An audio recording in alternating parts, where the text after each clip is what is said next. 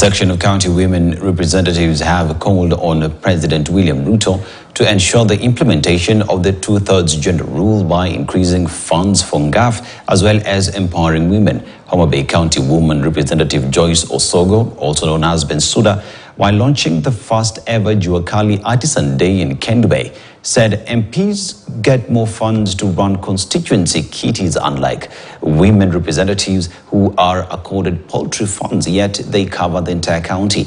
She asked male MPs to support women MPs to enable them access more funds for development that will also boost their constituents.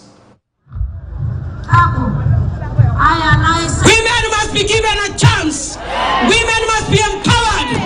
Women reps need money. We don't want jokes.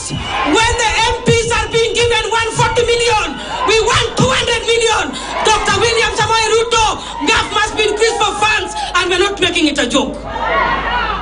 The 2/3 gender rule must be passed. As legislators, I'm calling upon fellow MPs that they must support us on this. I want to say that even politically, the men seated here must be ready to support the women cause. Na ikiwezekana watu wetu, saa hii tuache mambo ya politics. Tufikirie vile tunaweka pesa mifukoni kwa wananchi. Ni aibu,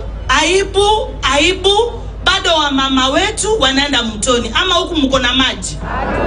Imagine maji, wa mama tuoge vizuri, usiku mzee akikuja apate chakula iko tayari, si ndio?